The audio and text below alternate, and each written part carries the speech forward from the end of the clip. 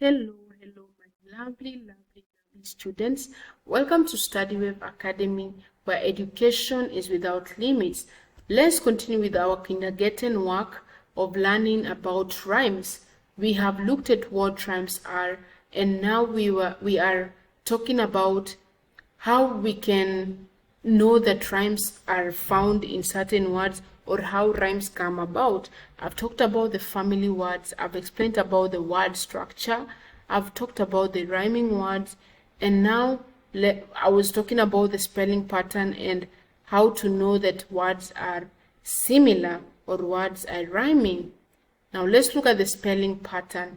I looked at some combinations here of letters. For example, when you combine the letters E and A, you write it like this, but when you're pronouncing it, you will pronounce as E. So you'll get the word eat and treat, and these are rhyming words.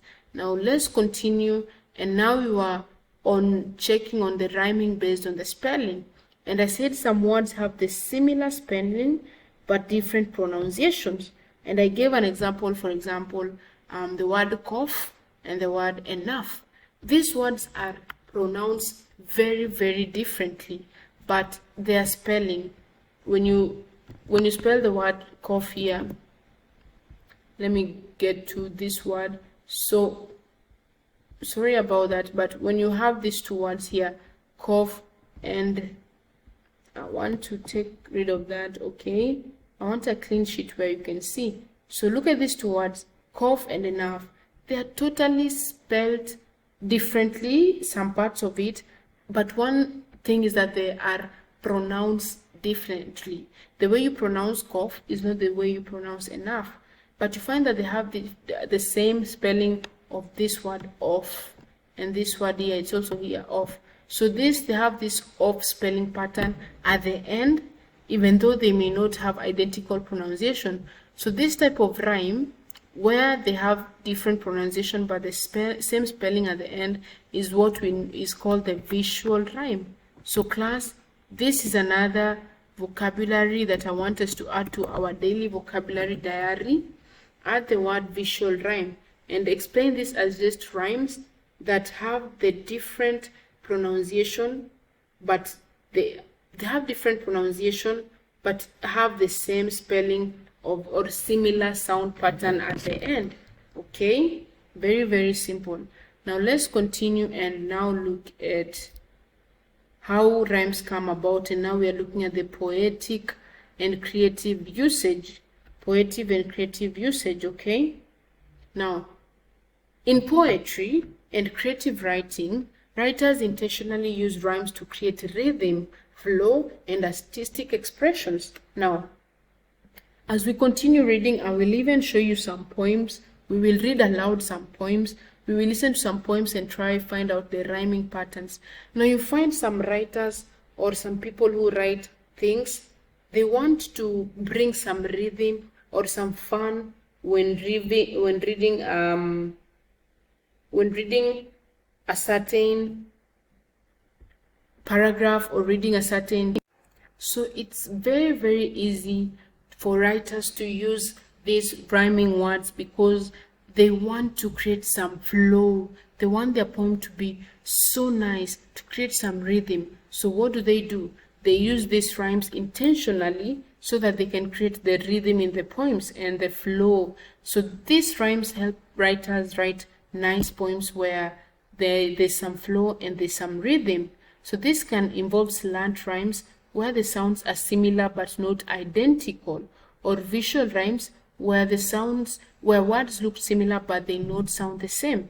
Now, add another vocabulary class. I want you to notice two different things here. We have rhymes where they have the same sound but are not, they don't have similar but they're not identical. So where the sounds are similar but not identical, so sounds like there are words that have the similar sounds but the sounds do not look identical. How you pronounce the sound is similar but how you write them is different. But there are other times when the words look similar but they sound different, so how you pronounce them is different but they sound similar. So what I'm just trying to say here is that writers will use these rhymes to write their poems or write their music and create stuff or creative writing using rhymes because they want their work to flow. They want some artistic expression, okay? Let's continue and look at the poetic expression that I'm talking about now. In poetry, I know like some of us know poem and we know what poetry entails. Now, in poetry, rhyming words are intentionally used to create a pleasing and rhythmic effect. Poets use rhymes to enhance the musicality of their verses, making the words flow harmoniously, okay? So, for example, in poems, words like sun, fun may rhyme to create more rhythm. So, I've just explained this above there, where I'm saying like in poetry, rhyming words are intentionally used. So, writers will want to use these rhyming words so that they can create some musicality. So, when you're reading a poem, you feel so nice reading it and you smile reading it and you're happy reading it because you feel a sense of some musicality effect in the poem or rhyming effect in the poem. Now let's look at the rhythmic and melodic qualities. This is the same thing I'm talking about, class. I'm just trying to add the point that we can understand how we can tell rhymes and how we can be able to spot rhymes in poems, in writings, and such things. When we talk about rhythmic and melodic qualities, it's just that rhymes can make language sound musical. This is easy. Melody is just like music. So when you're using rhymes in your talk or rhymes in your poem, it's like you're singing out, you're creating some music with your words, okay? So that is the importance of rhymes. Okay, so for example, we have these poems and songs like Twinkle, Twinkle, Little Star, and I know all of you or most of you know this song. So one thing I want you to do for me is just sing this song. The twinkle, twinkle, little star, how I wonder what you are. Up above the sky so high, like a diamond in the sky.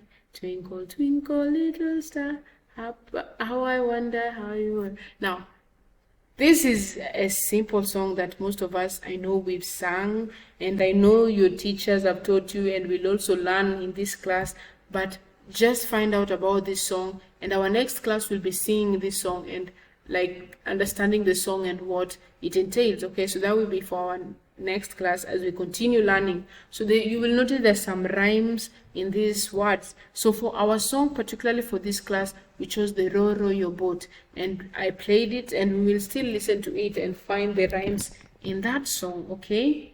So now let's continue and look at what rhymes do. So rhymes help us enhance memorization. What do I mean, class? You see, memory is like the ability for you to remember things, or the capability of someone to easily remember a lot of things. Now, through rhymes, you are able to, it makes it easier to remember non-rhyming text. It makes it easier to remember rhyming text than non-rhyming text. So when you have a rhyming text, students will remember it very, very well. If you have a song like Twinkle, Twinkle, Little Star, it's very, very easy. Even the Row Row Your Boat song, very easy to remember than songs that don't have any rhyme. So rhymes help in memorizing, or they help us in having a good memory skill or having a good memory where we can remember words. So then it just makes it easier to remember text or remember things that have been written in a rhyming way. So for example, through rhymes and song, we are able to enjoy these songs, enjoy the poem, enjoy reading things because there is rhyme in them, because we understand the rhyme that goes around the songs. Okay, class?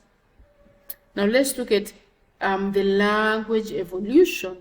So this is not complex. This is very easy to understand. I just want us to have a deep meaning of understanding and knowing how to easily tell rhymes. Okay, class? So that's why I will talk about this, the language evolution. And what do I mean by the language evolution here? So language, over time, language naturally evolve. The pronunciation and meaning of words can change This can lead to new rhymes emerging as language evolves. Now, what we speak now is not what, like for example, the language or the tribe or the community language that you speak now, it will change with time, and this means we will have other new rhymes, we will have other words that are similarly pronounced. Okay, so rhymes change, and every time, every single day, as we continue to grow, we will notice that we will start learning other rhymes and noticing other rhymes that are matching. Okay, now class, what do I mean by this language evolution? It's not something hard to understand, my children. It's not very hard to understand. So when you talk about language evolution, it means that languages naturally evolve over time. Evolving means to change. So language naturally change over time. So pronunciation will change, how we say these words will change, even the meaning of what a word means might change, and maybe a new word might be created. So this can lead to the emergence of new rhymes, new poetic possibilities. For example, in the past, now, words might have been different pronunciation or meaning, which could result in rhymes and that are no longer valid. So for example, the way we are growing, we learn and things change. So you notice that with time, words will change, other words will come into the system. We will learn different words and we will learn other new words. Okay, so this means that rhymes are created, rhymes evolve. Okay, so rhymes will keep on changing and we will keep on finding new words and other new rhymes. So very easy to understand. Let's now look at the region and dialect variation. This is another simple thing to understand, class, but don't even look at the ambiguous words or the big words here. But when I'm talking about rhymes, rhymes have unique patterns due to how you pronounce them. Different languages or different people pronounce rhymes differently. So rhymes are pronounced differently or said differently depending on where you come from. Okay, class? So rhymes are spoken out differently. So that is why we're talking about different regions or different cultures have their own unique words. Do you know that, like for example, here in Nigeria, class, we have different tribes and people come from different communities, and these communities have their own languages or languages that they speak. Okay, so you find that one community has a different language from another community. Okay, so the way they speak, the way they speak out their language is different. So rhymes are different, and for us kindergarten students, we're going to be introduced to rhymes that are specific to our understanding, that we know them, that we've heard. We're going to listen to songs, listen to poems. Okay, so it's going to be a fun class trying to learn these rhymes, understand these rhymes, and even find out other new rhymes. Okay, class, so don't worry, enjoy the lesson and feel free to learn and feel free to ask any question you might have. Now class, I want us to work on one activity, and this activity is, I want you to spot the rhymes in the following sentences. So I'm going to be giving out different sentences. We're going to be discussing different sentences here, and one thing I want you to do for me is just to spot the rhyming words in the sentences. Just spot the rhyming words. Now here, the cat is wearing a hat. The cat is wearing a hat.